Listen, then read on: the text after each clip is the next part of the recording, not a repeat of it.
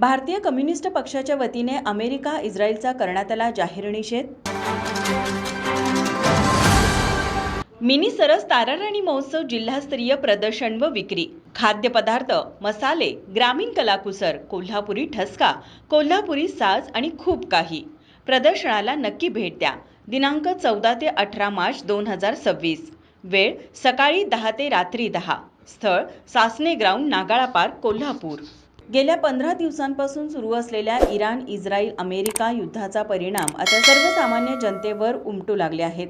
भारतासाठी हे युद्ध म्हणजे केवळ परराष्ट्र धोरणाचा विषय नसून तो थेट पेट्रोल डिझेलच्या किमतीपासून रुपयाच्या घसरणीपर्यंत, महागाईपासून खतांच्या खर्चापर्यंत, शेअर बाजारापासून चालू खात्याच्या तुरीपर्यंत आणि सामान्य नागरिकांच्या रोजच्या जगण्यापर्यंत पोहोचत आहे।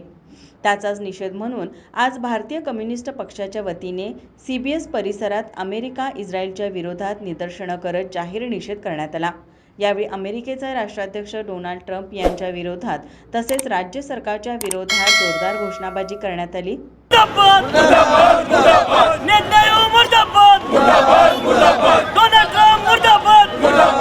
जगावर युद्ध लादणाऱ्या नेत्याने उचला, अरे युद्ध नको, युद्ध नको, एलपीजी गॅसची दर नेत्याने मुर्दाबाद, युद्ध नको, शांतता हवी, युद्ध नको, शांतता हवी। एप्स्टीन फाईल्समध्ये ट्रम्प अडकले आहेत, त्यामुळे युद्ध लादायचं आणि लोकांचं मन विचलित करायचं हे जे ट्रम्प आणि नेत्यानाहूचं धोरण आहे, याच्या विरोधात संपूर्ण भारतात भारतीय कम्युनिस्ट पक्ष निदर्शने करत असल्याचे रघुनाथ कांबळे यांनी सांगितलं। आज या ठिकाणी सेंट्रल बस स्थानकावर जे काही भारतीय कम्युनिस्ट पक्षाच्या वतीनं निदर्शन आम्ही करत आहोत। खरं तर भारतीय कम्युनिस्ट पक्षाच्या वतीनं संपूर्ण देशभर अशा पद्धतीची निदर्शनं या युद्धाच्या विरोधात आम्ही करत आहोत। आम्हाला या देशाला एक बुद्धाचा देश म्हटलं गेलं होतं आणि या बुद्धाच्या देशामध्ये युद्ध आम्हाला कसं मान्य होईल आणि ज्या पद्धतीनं डोनाल्ड ट्रम्प अमेरिकेचे अध्यक्ष आणि नेत्यानाहू हे इस्रायलचे अध्यक्ष या दोघांनी मिळून इराणवर जो काय हल्ला केला आणि जे काही युद्ध सुरू केलं, त्या युद्धामध्ये इराण मधल्या कित्येक लहान मुलांना आपले जीव गमवावे लागलेले आहेत आणि या हल्ल्यामध्ये जे काही निरपराध लोकांचे जीव चाललेले आहेत, याच्यासाठी आमचा हा विरोध आहे। आणि खरं तर आपल्या देशाने सुद्धा या ठिकाणी परराष्ट्र नीती म्हणून, परराष्ट्र धोरण म्हणून याच्या ठिकाणी ज्या काही भूमिका घ्यायला पाहिजे होत्या, या देशाच्या परराष्ट्र धोरणाच्या सुद्धा नीती ज्या राखायला पाहिजे होती ती चुकलेल्या आहे। खरं तर ज्या पद्धतीनं व्हेनेझुएलाच्या अध्यक्षांना या अमेरिकेच्या अध्यक्षांनी तिथून किडनॅप करून अमेरिकेमध्ये अटक केली, कारण या ठिकाणी यांना संपूर्ण जगातल्या जे जे काही तेलाचे अड्डे आहेत हे यांच्या ताब्यात पाहिजे आहेत आणि तेल हे त्यांना महत्वाचं आहे। माणूस आणि माणसाचा जीव यांना महत्वाचा नाही आहे। खरं तर एप्स्टीन फाईलमध्ये हा ट्रम्प अडकलेले आहेत हे सगळ्या जगाला माहिती आहे।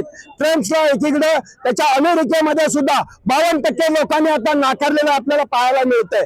अशा पद्धतीनं युद्ध लादायचं आणि ज्या ठिकाणी लोकांचं लक्ष विचलित करायचं, अशा पद्धतीचं जे काही ट्रम्पचं धोरण आहे, एक नेत्यानाहूंचं जे काही धोरण आहे, त्या धोरणाला विरोध करण्यासाठी भारतीय कम्युनिस्ट पक्षाच्या वतीने संपूर्ण देशभर अशा पद्धतीची निदर्शने करत आहोत।